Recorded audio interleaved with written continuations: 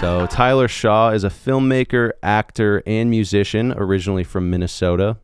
Now based in Los Angeles, he is one half of the rap duo Soda Sleep, co-founder of the film studio Forever Endeavors, and most recently a producer on the upcoming short film The Understudies.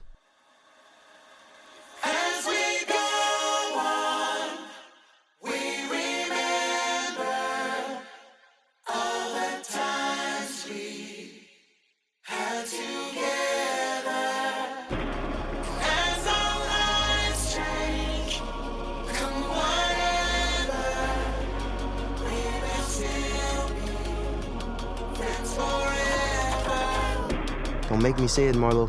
Say what? You're the understudy. You're the side chick. The bench warmer. And?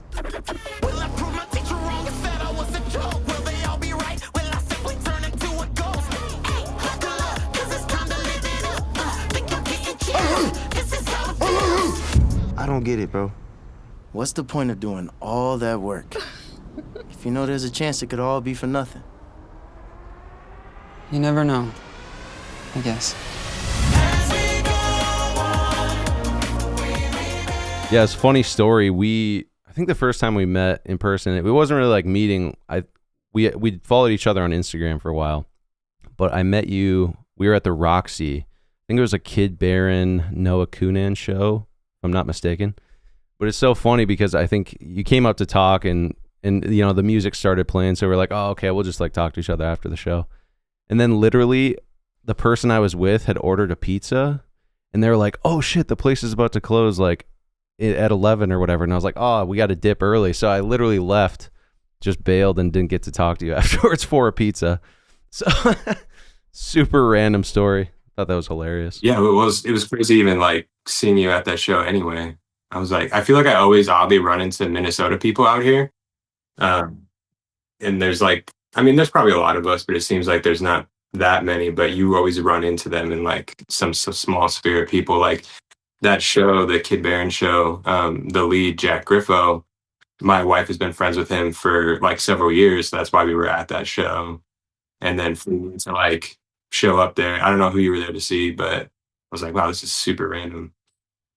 Yeah, our Midwestern frequency is just like to attract each other. That's funny. But yeah, dude, we haven't really got a chance to like talk too much. I know we messaged a little bit on Instagram, but so you're originally from Albert Lee, Minnesota, correct? That's correct. Yeah. That's crazy, dude. So yeah, I mean, we're both kind of from the same area. I'm from Le Sueur, Minnesota. I don't know if you know where that is, but kind of by Mankato. Okay. Yeah, for sure. Yeah. So I actually went to MSU and, yeah, just moved out to LA in 2018.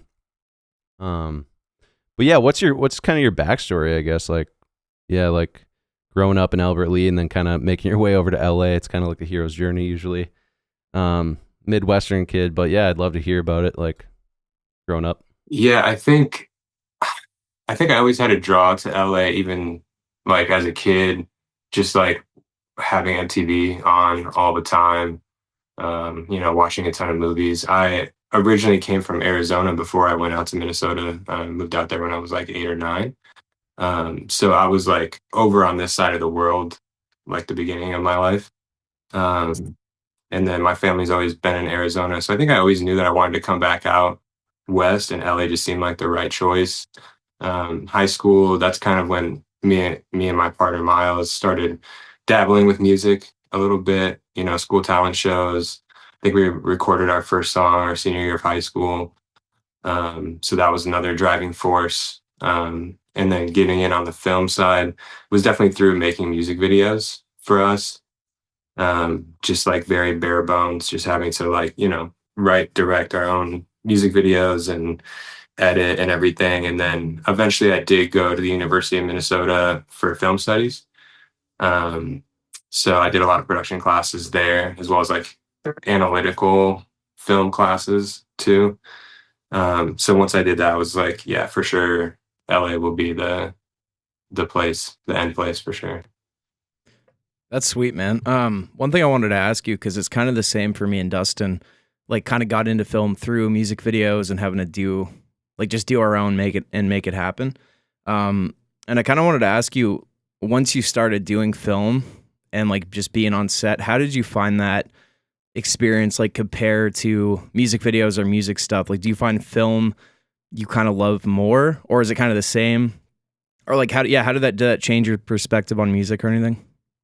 Yeah, that's an interesting question. I think like I definitely like both of them, but I think they're so different. The thing that I like about making music videos is that typically as an artist, you do have a lot of control over the outcome of the product. And with film, unless you are like the writer director of the film, there's so much that's like kind of out of your creative control. So producing this new short film was actually an interesting experience for me because that was pretty much the first time that I didn't have like a full creative control over a project that I was putting out. So it was interesting navigating that. And then with the scale of the project, like the set was, a lot bigger than a typical music video would be for sure. So there's that difference as well. But with that comes like different thrills and, different aspects that make it fun. Definitely like the community aspect. If you get yourself like a good crew of people, if the cast, if you guys really gel with them, that's awesome. But I think the music videos, it's something more like individual, which is what I like about it. Yeah, I actually feel the exact same way because both me and Braden, just like releasing our own music, we produce everything, mix, master everything. And then it's like with the music videos, we just learned the cinematography, bought the gear, like directed all the videos, wrote all the videos. So it's like you are fully in control. And it's almost like you're kind of leading all of these aspects. But then when me and Braden got together to work on this film, he actually, the film we're working on is called Farlight, just kind of like a horror, fun, cozy comedy vibes. And it's the first time I've done something that is collaborative, where it's like it's not my project, but I've just been producing the project with him.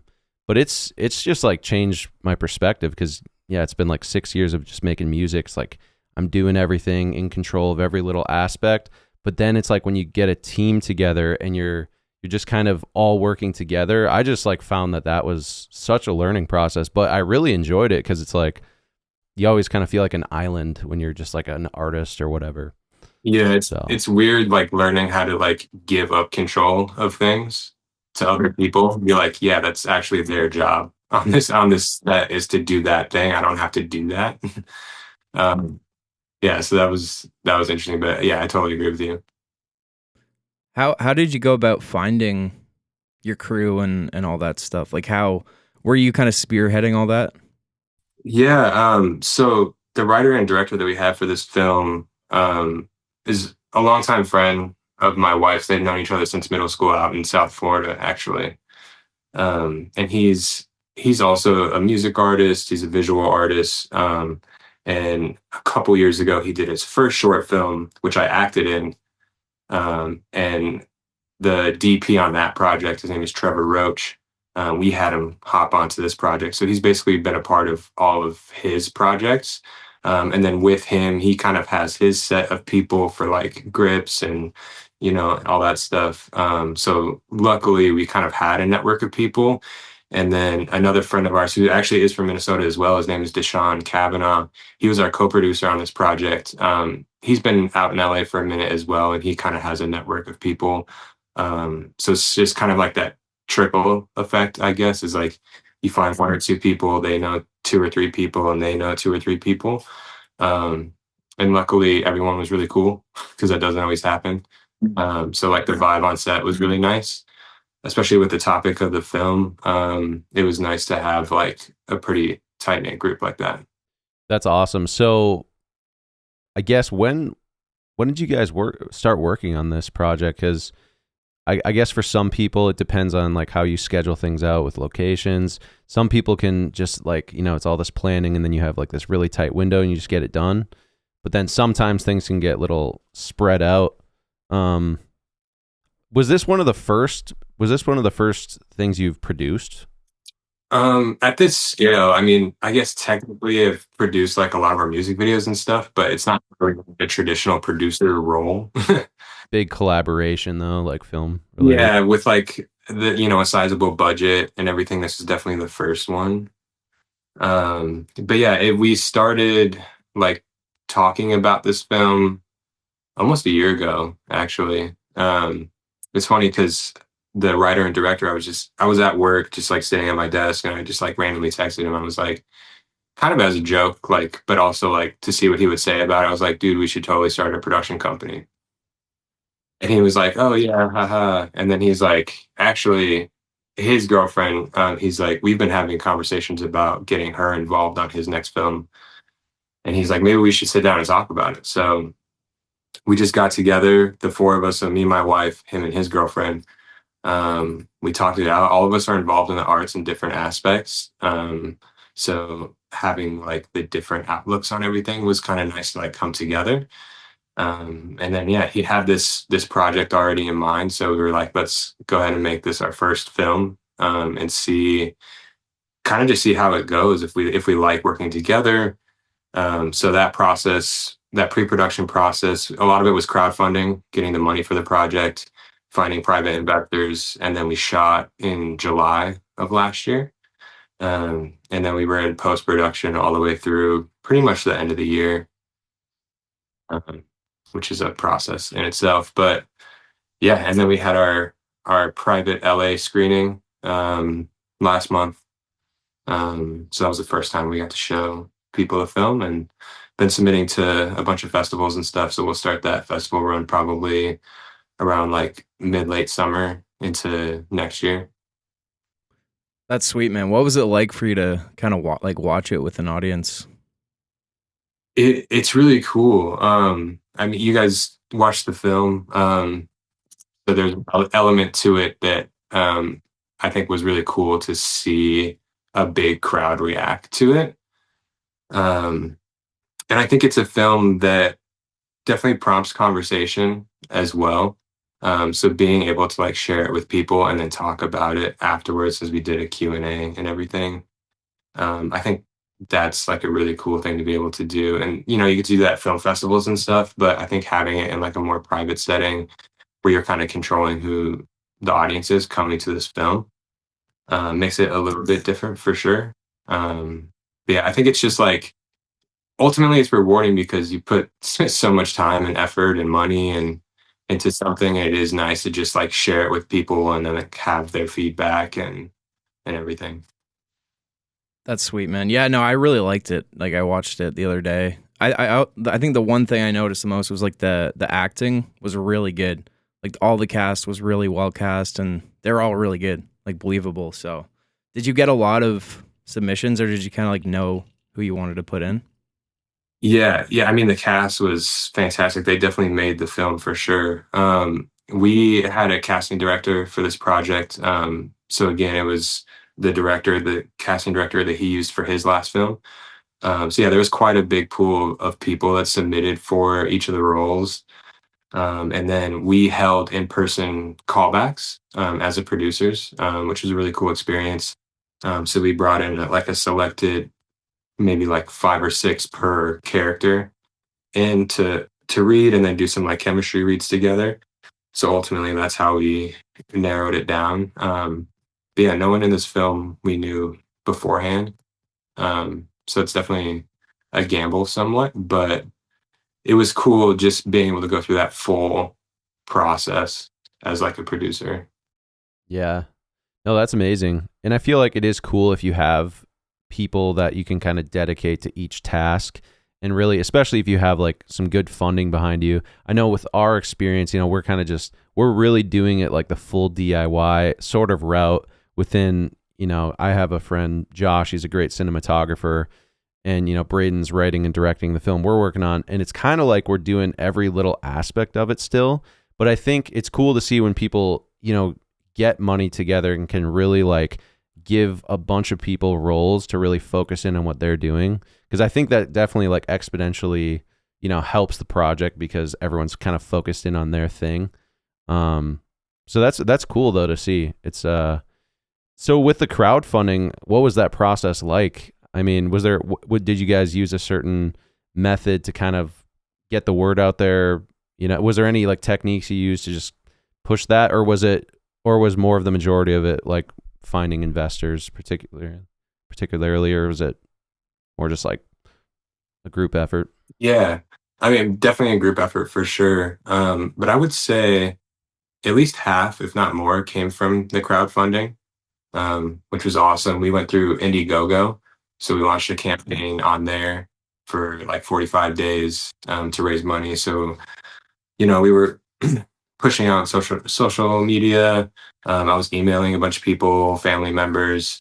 Honestly, family members came through really big for us as far as donating to the project. And then by word of mouth as well. So you get some people you don't even know who are submitting to that. And then we also did some fundraising events. So we so we actually through these two events we did monologue showcases, um, which was interesting because we were like, who wants to come watch people do monologues on a stage? But it was actually really successful. With the film being so like actor central, I think that's why we wanted to go with something like that.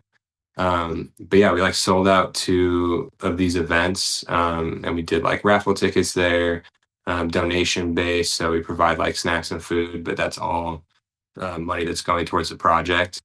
Um, and then after that, yeah, getting the private investors was kind of like that last piece. So we had two executive producers on the project who contributed that way, and then a couple other private investors as well. How long were you able, or how long did it take, like fully, to get everything shot? Just on set. Yeah, so it was a 2-day shoot. Oh, nice. Yeah, That's awesome. Going hard. Yeah, it was 12, 13-hour days on set, because that's the only length that we could have the school for. Finding the school was the biggest mission probably of the pre-production process. There's a couple schools that we actually had locked in, ready to go before this one. One of them dropped out on us, and the other one was just going to be extremely expensive. So like last minute, we explored this other option. So we ended up shooting at Sierra Canyon High School, which a lot of people may know because that's where like LeBron James' son plays basketball, and like all these people go. That's right. But Is that kind of by Brentwood, or I'm not sure? No, it's actually no, like Sierra Canyon's kind of, it's Deep down Valley. there. It's in Yeah. Chatsworth, which is actually a little bit just north of where I live. I'm kind of near like Calabasas area, so it's not too far from there. But my wife's dad, he used to be the athletic director and the baseball coach there.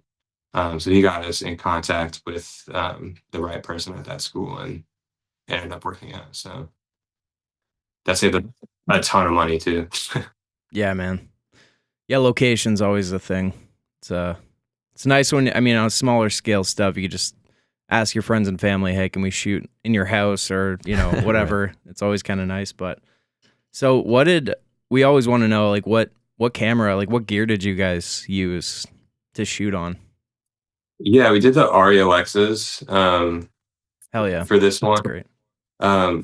Nick, he wanted to do a lot of crane shots, which was cool because I personally have not like been a part of a project, on the backside that involved that much like gear and setup for these shots. So a lot of like dolly work and crane work. Like the very first shot of the film where it's just kind of this long one take, that's all dolly work, going forward, backward, and then like on a swivel. And then the last shot of the movie is a huge crane shot inside the classroom, that comes all the way through the classroom and up to the character at the end. Yeah, I love that shot.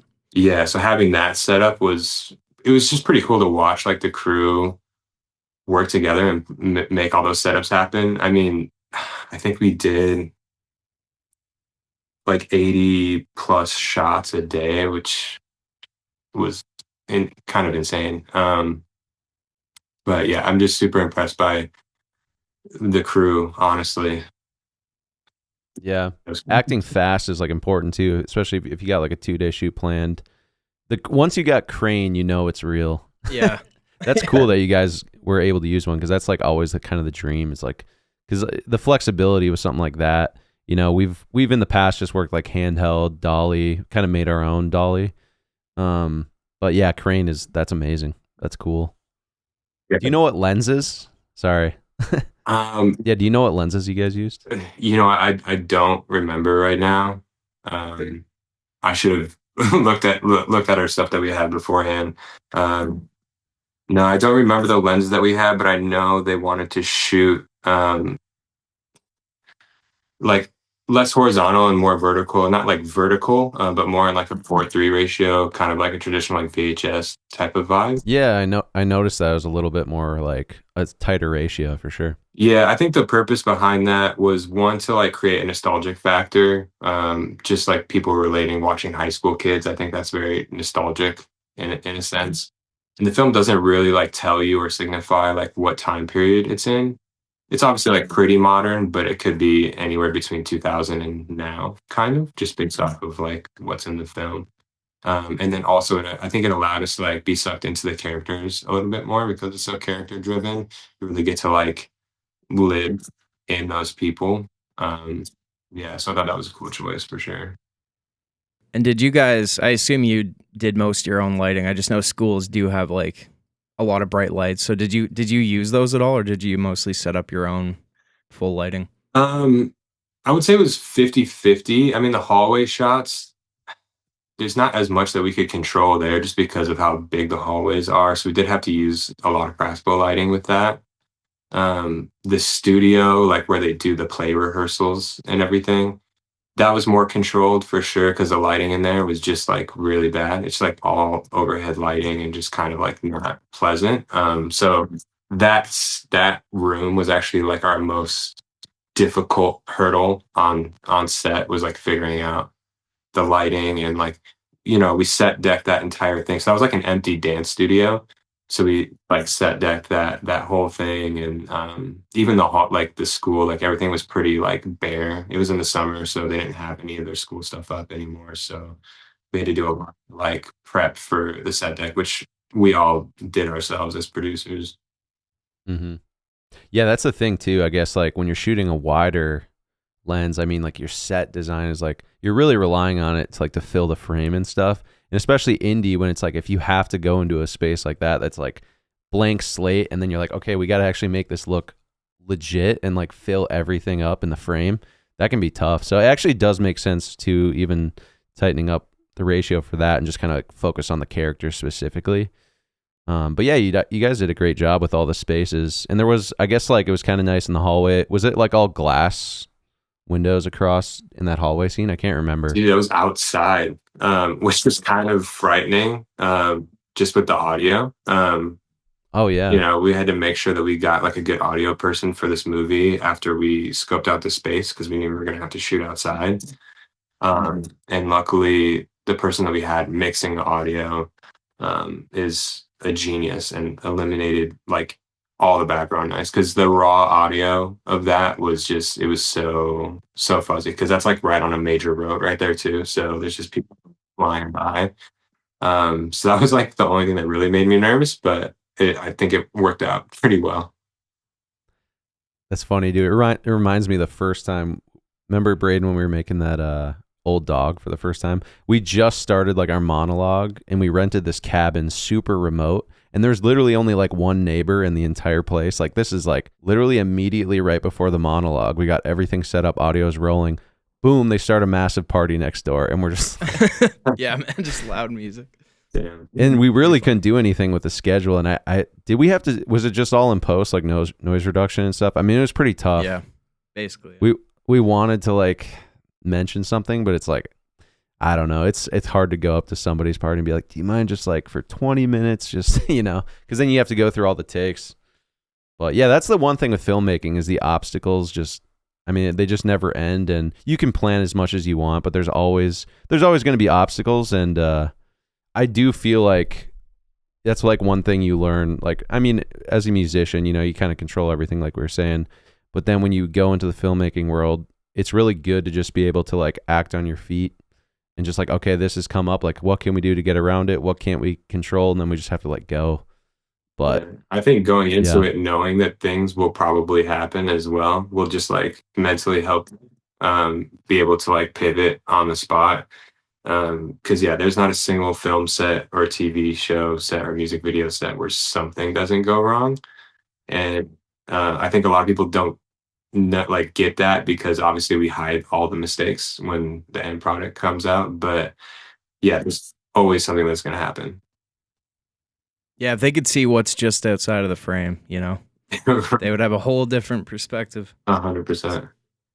So after doing this and kind of being on the like behind the lens side, like how do you like did it kind of change how you feel about the whole thing? Like is acting kind of still like your main focus, like your favorite, or how do you kind of feel about it now after doing that? Yeah, I think honestly, I think the filmmaking part of it has always been like my favorite part. Um, the acting is actually a little bit newer for me. So I was in the last short film that this writer director did, which is an ensemble as well about four brothers. And I played like the oldest brother in that. Again, that was like my first experience on a set of that scale, and that one was actually even larger than the one that we just did, in terms of like budget and stuff. And then I did my first commercial this last summer, um, that's now like out here in California. It's for like an insurance commercial. So the acting side is a bit newer.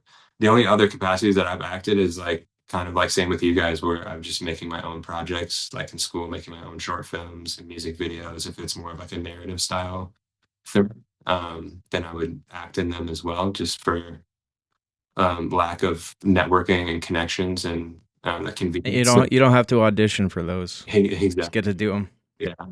But I would like to take on some more acting roles for sure when they come. I've been auditioning recently and stuff. But I think the filmmaking part of it is for me more long term. I think I do like having control on the outcome of a project. And I think the four of us collectively, like I truly believe that we can put out some really good projects. So I'm really excited to like see where we can take that. Yeah, that's cool. Yeah, I think it is really nice too if you have a production company and, you know, doing acting. It's like, yeah, you know, you could make something that you write a role, someone writes a role and it's like, oh, I could play that person, you know what I mean? And then it's just like you have more opportunities, you know, to do stuff. Especially with acting, I think when you're only relying on people, you know, you're relying on someone else's opinion or whatever. It can be tough, you know, and discouraging. I think it's cool. I think it's cool to be able to do both, you know, be behind the camera and act, because then you just develop this understanding and this relationship too with, you know, I don't know what's important, you know, on both sides of things. And I think that can be really cool. But yeah, I did see that commercial. That was like was that like a pretty well distributed commercial too? It seemed like it was pretty legit. Yeah, it ended up being, I wasn't sure what the scale of it was going to be. But yeah, I mean, it's gotten blasted on the West Coast over here for sure. During a lot of like Monday Night Football and stuff like that, which I think is where most people have saw it. I've only seen it come on like a couple of times, which is funny. But yeah, even like at my day job, like people coming up to me like, "Hey, weren't you in like a commercial or something?" Which is super funny. But yeah, my wife, she's been acting since high school professionally. She went to an art school out here in California. So she's like a career actor and she teaches acting. So even for her and for a lot of actors in LA, a lot of them end up making their own films for that very purpose of like creating their own roles and giving their own opportunities, just so they're not waiting around all the time. Because even career actors, like, you know, they can book pretty consistently, but you're always waiting on someone else to tell you that you're right for a role instead of just making it happen yourself. So Right, yeah. How do you feel about auditioning? I know like a lot of actors say like, "Oh, I hate it. It's so hard." And like, how do you feel? Like, do you feel like it's just you don't mind just turning on the camera and doing it, or? yeah, I mean, I think for me, it's good practice. I mean, at the end of the day, you know you're not going to book every role, but I think it's just good like repetition work. I don't like practice as far as like taking classes and stuff like that. So I'm not like professionally trained. So I think that's my opportunity to like really get those reps in. And I do my auditions with my wife, who's been acting for years. So I do get some like coaching and stuff in that way. And I think it's an opportunity to just like play like a different types of characters. The self tape is an interesting process. I think I do like in person auditions after doing a couple. Because I think that chemistry that can be created like in the room is a lot different than just like, a phone. Um, Something that I don't like is the Zoom auditions. Oh yeah. Typically they'll do like the callbacks on Zooms with like the casting team and stuff. And those are always so awkward and a lot of times like they have their camera off on their end, so you're like acting to like a Oh, Oh, really? screen. And that's super awkward. yeah, like the commercial that I booked, my callback was to a black screen, my first callback, and it really threw me off when I hopped on the Zoom call because I wasn't expecting that. And it was like that classic thing of like, oh, you got to flip your camera around, and so you're like all nervous and stuff. And I just wish we could eliminate that that technical barrier. But Do you think they do that just to kind of see like how you'll do?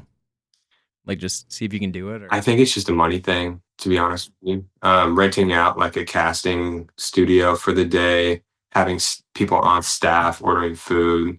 Although they used to do that for pretty much everything, I think they realized during COVID that they're saving a lot of money by doing it virtually.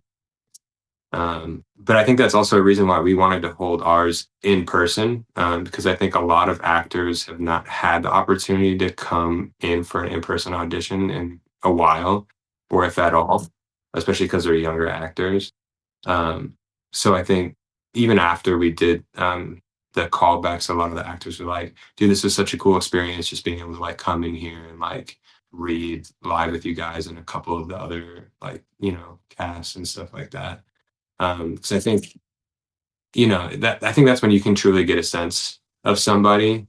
I mean, you can get a sense of how their acting is over the phone a little bit, but the interaction between the characters and like you also want to work with people that are cool. What I mean? Like you're going to be on set with these people, so you do want to probably pick someone that you'd be okay with like spending a lot of time with.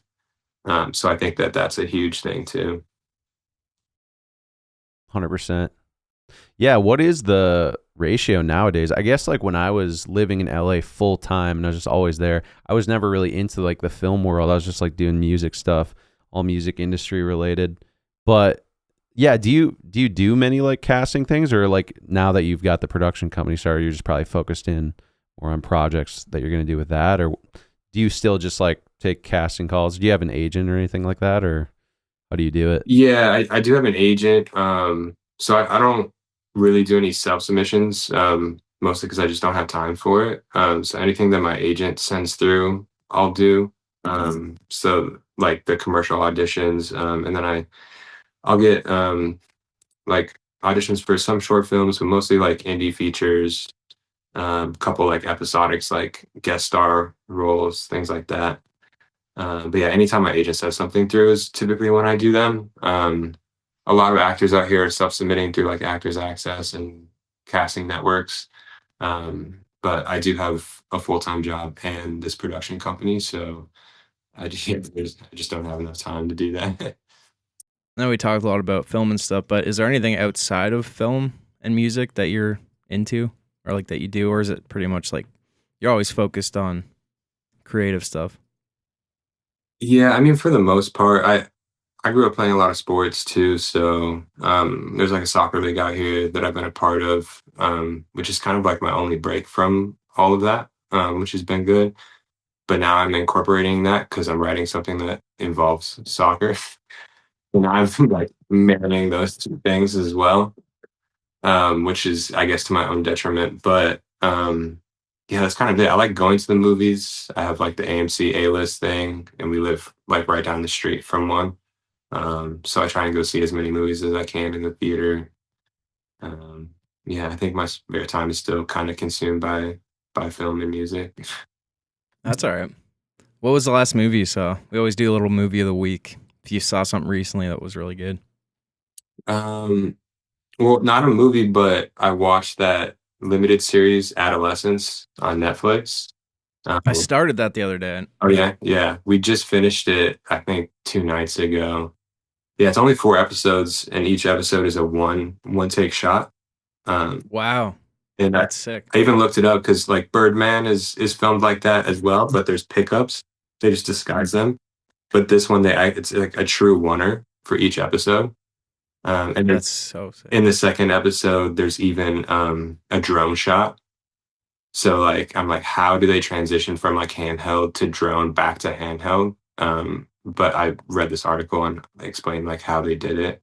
So that was, I mean, just from like a technical standpoint, that show's super impressive. But it was also, I think, kind of like a unique story as well. And the guy who plays the dad in the show wrote and created the show as well.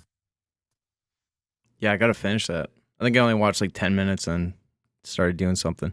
But yeah, man, I love when I see like limited series because I just for some reason find those are sometimes better because you know that's gonna be a full story that kind of ties up. Netflix just makes such great stuff. Yeah, I like the limited series too because I feel like you get kind of like 4 to 6 like movies. Exactly. Yeah.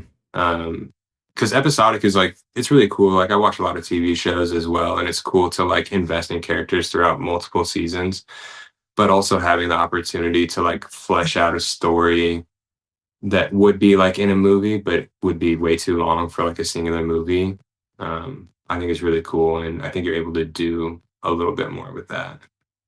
I don't know if it's changed for you since you started making films. I mean, I guess, me and Braden, we also just like started our production company. What was it, 2 years ago? Same exact thing, like just texting, like always nerding out about music video stuff. And then eventually just like, oh, do you want to start a production company? Like we're both obsessed with this stuff. But yeah, like what is now when you watch movies, is it just impossible to not think of the whole production side of things? Like, Yeah. that's like a classic. I feel like Even watching that show with the Oneers, you're like trying to find like, okay, where could they possibly have like, cut these shots together? I have to like remind myself to try and take that side out of it, like when I'm watching something, because I think it can ruin the experience sometimes. So I think the first time I watch a movie now, I try to like right before I watch it, just like watch the movie, don't think about like how they shot it, how they blah blah blah. And then you can go back afterwards and maybe have those conversations. Because at the end of the day, like I'm a true fan of movies and like how they make people feel and the experience of watching them. So I want to make sure that like by being in the industry, I'm also not like tainting the thing that I already liked in the first place. Yeah. Do you have a favorite movie? Like an all-time favorite? Yeah, when people ask me that, I typically say The Place Beyond the Pines. oh, dude, I'm absolutely obsessed with that movie. I'm so glad Yeah, you said that. I think it was like the first movie I saw where I really like separated like filmmaking from like movies and also like a filmmaker from just like a director for hire. I feel like it's the first time that I made that distinction and like also just like on a personal level, like related to a movie as much as I related to that one. And it's, I guess like the first time I recognized that that's like the impact that movies can have on people. So yeah, I'd say that's probably my favorite one for sure. It's a beautiful film too. Cinematography and stuff too, just great. Man, those motorcycle scenes, like the drone ones, just going over when he's just driving through the forest. Man, it's just like, yeah, that's a great movie, honestly. Like I was actually, were we talking about that, Braden? That movie like last year? I know, like I was obsessing over it again, and I think I like texted you. It's like, you got to watch this. Yeah. I haven't seen it for like over a decade, but it's a great Is movie. it that old? No. I don't know. I think Yeah, it's got to be. I think it's like 2012. Oh dang, I know. that's wild. A lot of people still don't know about that movie too. I mean, it is an indie movie, so that does make sense. But if you look at the cast of that movie, like how those actors are now, it's just insane. Yeah, that was a crazy like transformation. It was just like seeing Ryan Gosling in that movie. it's just so different. Like he just plays such a different guy, but I love him in that film. Like that vibe, like the tattoos, just like everything. I don't know. Yeah, it's an incredible story. What was I gonna say? Oh, as far as like the music stuff, are you guys still putting stuff out, or because I think that's how we started talking pretty much, right? Just like music. Yeah, that's how definitely first like heard of you. I think you were popping up on a lot of like the same playlists as us, and I saw that you were from Minnesota as well. So I was like, oh, I gotta check this guy out. Um, it's been a minute since we've collaborated in that way. He lives back in Minnesota still, and I'm out here. So like time wise, it definitely makes it a little hard. But both of us are also going through like major family stuff. Like we both got married within like a year of each other. We're both expecting kids right now. So yeah. So I think we both just have like a lot going on, and then I have the production company stuff. So it's been a minute. I think as well. I think because of all the life changes, like our trajectory as far as like what we would want to talk about in music has probably changed a little bit as well. Our stuff was definitely more on like the like sad like emo side as well, which I still love, but I don't necessarily like feel those things as much anymore. So it's kind of a weird thing to like try and approach music again when you're like so used to doing it a certain way. But I am super excited for when we do like get back into that space. Like hopefully probably like next year. After we've both like had our kids and are a little bit like comfortable in that sense. I think we'll have something to talk about. Yeah, we were That's just cool. talking about that because I mean, same for me. Like, just it's always been sad, like emo music, and it's like when you don't necessarily feel sad anymore, it's kind of a bit harder to write. Like, I've just never been like, oh, I want to write a happy song because it's not that interesting, you know. So you got to kind of refine, like, yeah, like what are you gonna write about? What do you want to say, you know? Because I think chaos sometimes, like in your life, can help with creating, but it's like you don't want to always have to have that to make good stuff, you know. So. Yeah. But yeah, I really like the music, man. It was really, really cool. I love that emo rap vibe. Just awesome. Oh, thanks, man. I appreciate that. Appreciate. Yeah, I think yeah, just going through life experiences is kind of what informs your art, especially music for sure. Um, so yeah, to your point, like writing happy music has never really been my thing. I've tried doing it before. Just feels like I don't know. It just feels weird. Like you could, you know, you Yeah, can do it, but it's like, yeah, totally agree. if 100%. But I think with so many like major life changes happening with us right now, I'm sure on the other side of it, there'll be some inspiration for some new stuff for sure. Yeah, so I guess with the understudies, this is kind of like, so you guys decided to make this as a short film. Is that as far as you wanted to take like this particular project, just make the short film, or yeah, what else is sort of down the pipeline, what you're thinking about doing next with it? Because I know some people will make a short and then, potentially pitch it to get funding for like a bigger project, or some people just, make it a standalone project. Yeah, what are you guys' plans with this and then also upcoming? Yeah, that's a good question for sure. With this particular film, our goal is to keep it as a short film. I think with this story, the best way that it can be told is in that form, especially with the storyline of it. But the last short film that Nick, the writer and director, made, the one that I acted in, he's already written a feature script for that. So that's the one that he's trying to pitch to be a feature. And then we are already starting pre-production for our next one, um, which also will be a short film. But our goal with that one is probably to secure distribution for it. Because it'd be nice to get, I think, that practice as like a production company before taking on a larger project. And then with Nick also being an actor, he's considering acting in it as well, to give himself like the chance to like direct himself. to see how that would go. Again, at a smaller scale before it's maybe more consequential money wise.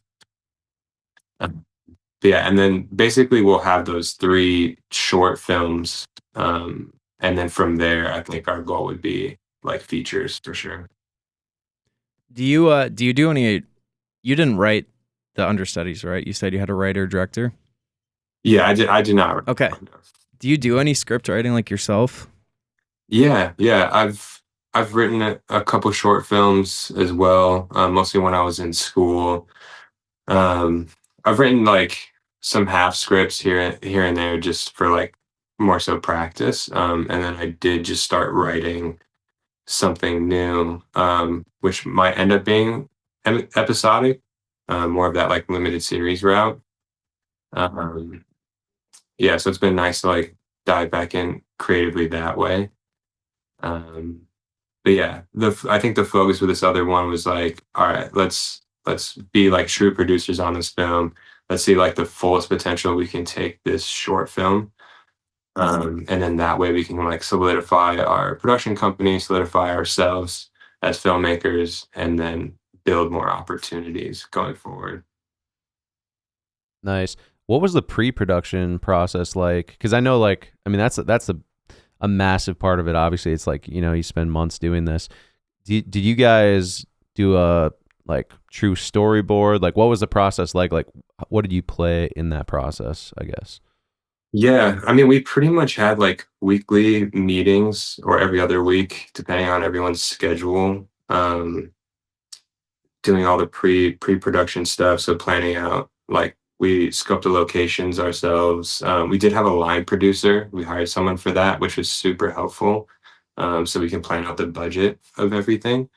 Um, but yeah, man, I mean, again, yeah, we did all the callbacks. We did most of the casting process, meeting with the DP. That was more so Nick, being the director. They did storyboard and plan out things that way. Um, and then yeah, from there, like all the set deck stuff that took a long time, to be honest with you. So like creating like all the posters and stuff for the hallways and making the t-shirts for the theater department and um all of that. So honestly, like pre-production was pretty much from like March, April, all the way up until July, I would say. Yeah, man, That's it's cool. crazy how people. I mean, people just watch movies, just have no idea like how much time goes in, like before and then after too. Yeah. Did you have like a post house do this color and sound and all that, or was it just kind of individual people? Post was more individual people. Um, we ended up getting a couple different people to color it actually. Um, and then our director found the audio engineer as far as like mixing and mastering it, and doing like all the background stuff. And then we had someone compose it as well. So compose the music. And then there's singular songs that we selected for it as well. Yeah, post honestly probably took longer than pre-production on this one. I think a lot of that is relying on other people's time, and then as well as like budget. Like there was times in post-production where we did have to go find more money, to make it happen, um, which is a learning process for sure. But that's yeah, I would say like that was the major reason why it got extended as much as it did was probably having to find more money. So did doing this short kind of make you like I know you said your main goal is like a feature. Did it kind of make you like wish it was a feature? Or are you kind of good like okay, this is 2 days is good for now? Cuz I know when we're on set it's like man, like you don't want it to end kind of cuz it's just so fun and like you quickly develop such a vibe with everybody and it's I always get a little depressed, when it's over. So, For sure, yeah, and this set particularly was, like, a lot of fun as well. Like, we just got along with the cast so well and the crew. So yeah, 2 days, I definitely wish it was longer in that sense of just, like, being able to be on set with everyone. But I think also it was just good practice for us, before doing like, taking on a feature independently. But I think going through that process now, I'm like, oh yeah, we totally could have made that feature, as in the sense of like having a longer production schedule, which is good to know for sure. Yeah, the story's great. Ending, wow. Just like, yeah, it's a crazy film. And so what is there a release? Like, are you still trying to get distribution, or you guys got it? What's the plan for that? Like the release part? Yeah, for this one, we're definitely gonna um, exercise a festival run for sure.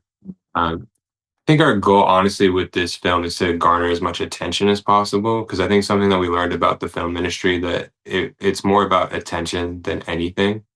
You know, you can have a really good movie, you can have a bad movie, but it's really like the more attention you bring to those projects, it kind of determines the success of them. Hopefully, you have a good movie and you garner a lot of attention to it. Like I think Anora was a good example of that. Like, with it being such an independent movie with a small budget, the amount of attention they were able to garner that movie, I think ultimately is what got them, like, a lot of their, like, Oscar awards and things like that. And I think with the short film game, people treat short films as small films, and I think our goal was to treat this short film as a movie. So like even the production wise, like we shot it just like we would shoot a movie, but it was just a shorter schedule. So the only thing small about a short film should be the length or the runtime of the film, but the scale of it should be just as big as a movie, and that's what we were trying to accomplish for sure. Yeah, I was surprised. Like you guys had like massive list of crew and everybody, which is cool to see because I do think a lot of people do it. Their first short films are pretty DIY, but it's like, you know, why do it if you're not going to do it right, I guess. And it's cool to see, and I think you guys, like, I'm sure it'll do great, like especially in the festival stuff. I feel like the discussions too is really nice too with like the short film. I know like we were planning on doing some of that, and we have a friend who released a film, and they just like did like a mini tour all over. It was Dublin, and they just like did this like festival. They did their own premieres like at all these different locations and like talked about it. And I feel like that was huge because it really helped like propel everybody. And then by the time it came out on Prime, just the hype was like so there. I think they just went straight to streaming on Prime. It wasn't even like rental, right, Braden? I don't remember. But it was just like that hype cycle you create, you know?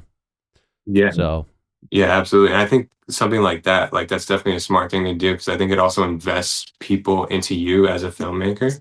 So not only are they going to go watch that film, but when you make another film, like they're going to be like, oh, I want to go see that one because the last one was so cool. And I went and saw the screening and did the Q&A, you know what I mean? Yeah, I think again with this film, I think definitely being like a conversation piece, I think that's going to be a big component of the success of our film. So I am definitely super excited for the film festivals that we get into. Hopefully we'd be able to like attend a lot of them. There's a lot of out of state ones that we submitted to as well.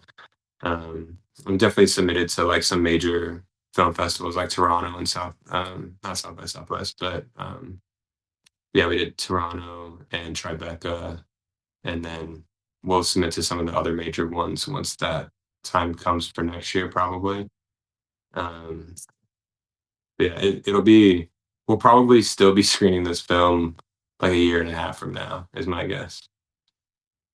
yeah, such a long process, I feel like, especially like, yeah, I feel like you do a premiere, then you do the festival run, and then you're just like waiting. It's just like this waiting game. It's such like a monumental undertaking. I feel like just everyone we know that, you know, is making stuff. It's like, yeah, where are you guys at with that? Oh, you're still doing festivals. Okay. It's like, you know, it can take a while, but I mean, it's the process, you know, it's worth it, I guess. Hype it as much as you can before like an official release. Yeah, and eventually it will be available. Not 100% sure where we want to drop it. There's definitely a big chance that we do just drop it on YouTube, just so it's free for everyone to watch. Kind of again for like that attention factor, just getting as many people to watch that film as possible, I think would be the goal for this project. And then for the upcoming film that we have, distribution would be our goal for that one. No, man, I'm excited to see what you guys do. Genuinely really enjoyed Understudies, and yeah, it was really cool to talk to you and hear about everything you're doing. you're kind of our first guest that we didn't know very well. So I was a little nervous, but Sure. it was nice talking to you, man. Really, yeah. Yeah, Really cool. 100%. you guys too. How's your guys' like film company and everything? Like, what process are you guys in right now? Yeah, so our film, like we're pretty much solely just working on this one horror film, which I started writing years ago. It kind of started as like a TV series idea. But the film is basically 3 independent horror stories that are all kind of connected. So same cast, but like different characters. So we've shot 2 of them. We did shoot 3, but we're reshooting the first one just because we've like learned so much since then. So we should be wrapping up shooting in September. And then I'm going to be doing like all the posts, like sound, color, score. So that's going to be like all winter. So hopefully get it out next year. And then we've written our next feature, which we're hoping to start on like next summer. Nice. So just Yeah, you guys got a lot going on. doing what we can, man. I mean, No we way. pretty much have 3 of us like in the crew. Just me, Dustin, and Josh, our camera guy. So yeah, just takes it just takes a long time to do all this stuff. So Yeah. but yeah, the podcast is nice. We kind of started that to just as something in the meantime, connect with people and talk about what we're doing. But I've started to really enjoy it for sure. So Nice. Well, yeah, I'm stoked to see your guys' films as well, and as well as the music and stuff. I mean, we were chatting on Instagram a little bit earlier. Magic pops up a lot for me, and just like after like songs and like on YouTube and stuff. That's cool, dude. Yeah, I appreciate that. Yeah, no, it's just cool to especially connect with like another musician who's like, because that's like all 3 of us started just like out in music, and then we just like kind of found this thing that we're kind of all seems like we're just starting. Like, I know me and Braden just started a couple years ago, and it seems like it's kind of new for you, but you're just like going all in. So I thought it would just be a great opportunity because, and we're also all sort of in like that emo space or with the music too. It's kind of an interesting, interesting path. But yeah, dude, no, we're still, for our film, it's just purely self-funded. So everything we've been doing is just like super DIY, but it's cool to hear from someone who's like, you're doing it perfect with the funding, crowdfunding, investors, lining up a massive crew. I think that's really cool, inspiring to see. So yeah, man, I can't wait to see what you guys do. Yeah, man, it'll be a journey for sure. I hope that in some way that we could collaborate together as well, whether it be film, music wise. It's been a long time since I've been to Minnesota, to be honest with you. Oh, really? It's Yeah. like 2020 was the last time I was there. Damn, dude. Well, you got to get away from those winters. It's too rough. Yeah, I think way too 2019, rough, man. that winter in 2019 was my last one there, and it was like I think one of the worst on record. It's like snow and like temperature, and I was like, dude, I cannot do this anymore. I missed that one, luckily. Yeah, I kind of just like, I left around 2021, 2022, but I still go back intermittently. So I'm still there every now and then. Last January, I spent 6 to 8 weeks there. So it's nice to get away in the wintertime. And hopefully. Are you out in LA full time now? I'm not out there full time, but just intermittently. So okay, gotcha. Yep. So I go out every now and then. Like I said, last winter, or not this past winter, but the winter before, I was out there for quite a bit. So it's kind of nice because I can kind of have like 1 foot in, 1 foot out, which is really nice because I do like Minnesota, especially like making films, making movies. Like locations are easy, music videos are easy. Don't have to worry about like permits and like, the location stuff. I think that's like very tough too, especially with LA. Oh my god. So yeah, it's kind of nice. Yeah, I would like to come back to Minnesota to shoot a project there at some point. I did when I was in college. I did this like small documentary about like Minnesota's film funding, and just like how like during the 90s and kind of early 2000s, the film fund that they used to have in Minnesota used to be a lot bigger, and a lot of production companies were shooting their movies there, especially like Christmas movies and anything like that. But the legislation changed a bit, and that hasn't been very existent. But I think there's been a bit like strong push to bring it back. So I think they're taking the proper steps to do so. But yeah, I would love to come back and film up there. There's so many great places to film. That'd be awesome, dude. Well, yeah, if you ever have any ideas or you guys want to come up, always down to help out, do whatever we can. just for fun too. Love Yeah, it. feel free to What was I gonna when say? you're out in LA too. Oh yeah, 100%, dude. Yeah, I'll definitely hit you up. I think I'm going out there. Well, I'll be in Vegas, I guess, in a couple weeks for NAB, the National Association of Broadcasting. It's just like a big camera conference, like content creation stuff. But yeah, I'll definitely let you know. And I was gonna say is the Minnesota Film and TV.